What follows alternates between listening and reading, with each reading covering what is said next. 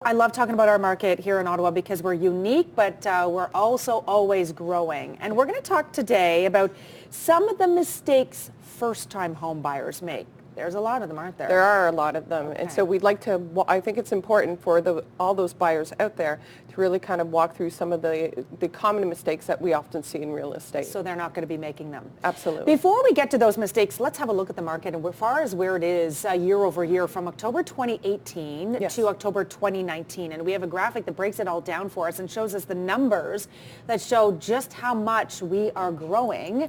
And here it is. So let's have a look. Active listings last year, this time 56, 46 this year. I'm not surprised by that because you've said we've really struggled to see a lot of inventory out there. We have. There isn't enough inventory still, even though we're not. I would testify that we're probably not in as much of a seller's market as we were a couple of months ago. Okay. We're starting to see a little bit of lull, but there's still not a lot of inventory, and so that's clear here. We're down almost 18%. And then as far as how many homes are sold too, 41 last year, this time 38 this year. And that's just reflective of the fact that the inventory is not matching the demand. Okay. And so, but October generally can be a little bit quieter than, let's say, the summer and spring months. Sure. The average list price in the city, $449,000 a year ago, gone up significantly, 24%. And that's citywide. And so the fact that we are over 24% in growth, we're having that market correction that we've often spoke about.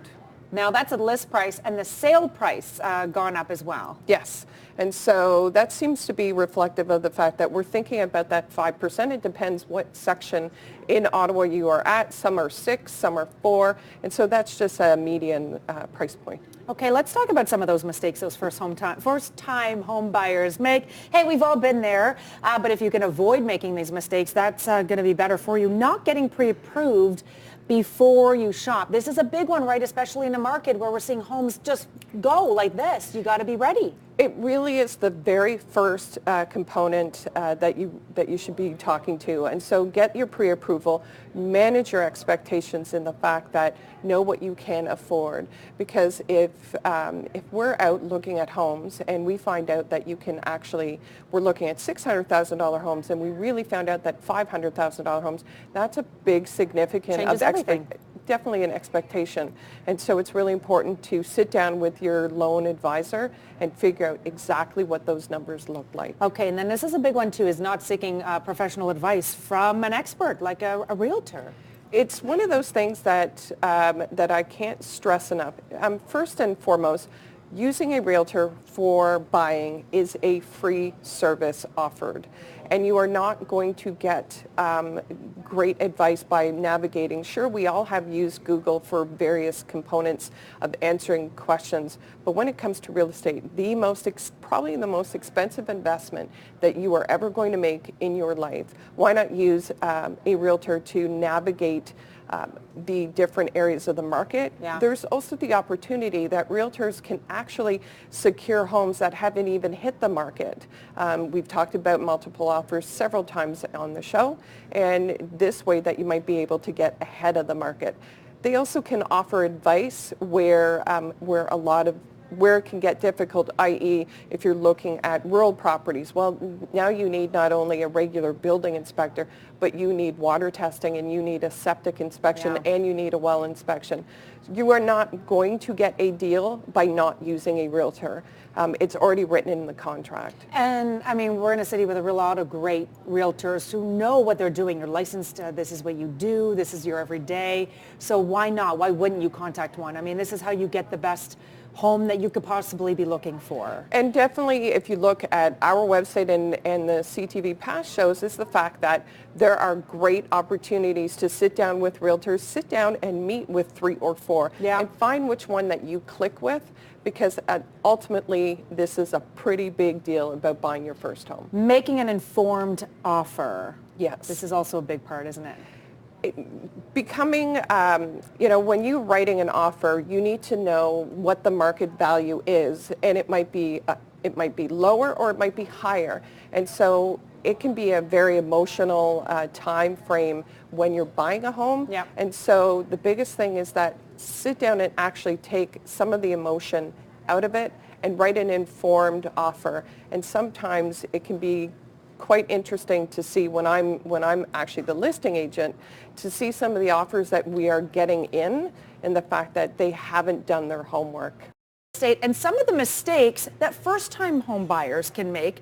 And of course, there can be many, because when you're just getting into the real estate market, it can be tricky. There's a lot of navigation to do. So let's run through a few more of the things that you say, Colleen, can be pretty problematic for people as they're just starting out.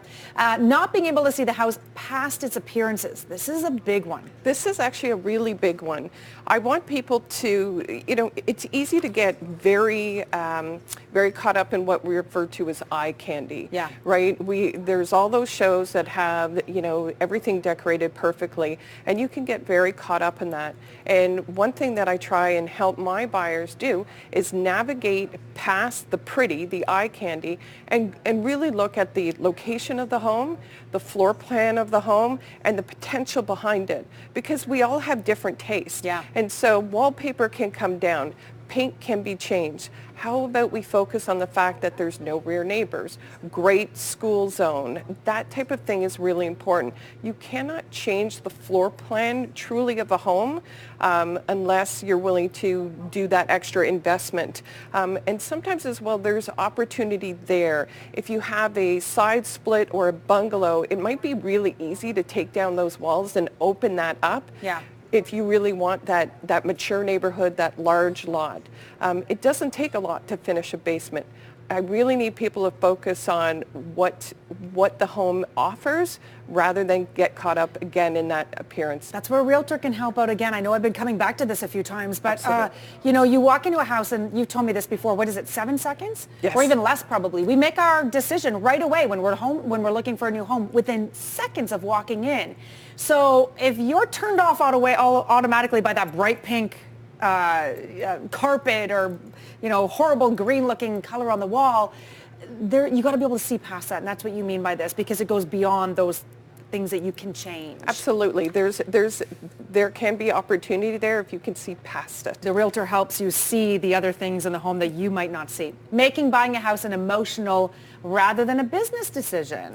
I've seen this a few times, and it's always hard, because what happens is, a house is very expensive. It doesn't matter what your ultimate budget is, it is still a big expense. And so it's really hard to not get emotional rather than really look at it. And so again, going back to what you said, a realtor can kind of hold you back and say, let's really have a look and see if this is a smart move or not. Looking at it in the frame of a business transaction as opposed to letting our hearts drive the way, because we tend to be very emotional when it comes to this kind of thing, don't we? I always remember one of my very first clients years ago. The fact is that they were just starting out, great kids as far as I'm concerned, and just starting out, and we're talking about having kids, and their budget was on the lower end, which was fabulous, except that all the homes that they had me showing them was not a really good fit. And we happened to stumble upon a great opportunity. And they were like, but this is one of the very first homes we've ever looked at. And I turned to them and I said, if we really look at the opportunity that this home offers, let's think about it. Let's not make it emotional, because sometimes the right home may come up faster than you think. Okay. Only looking at mortgage rates from one lender. Shop around. Shop around. What we often say is that the banks, a lot of people look at mortgage rates with the banks. Yeah. And the banks can offer some great product for you to look at. Yet please understand that banks can only offer their product. If we go to Loblaws, we find PC. If we go to Sobeys, it is My Compliments. And that's the same as banks. They offer only their product. Right. Where a mortgage lender can offer different products. And so So I really want people to interview their mortgage person, really see what they offer to them. Okay. And because there might be some opportunity there that you haven't seen. A 0.5%, a 0.25% can make a really big difference when you're making such a major purchase. As well as the portability and some of the fines that may incur if you skip a payment or not. So we've all gone through some hard times. So is it okay maybe that you can miss a payment or two? There's all these different questions that you really need to go through with your lender.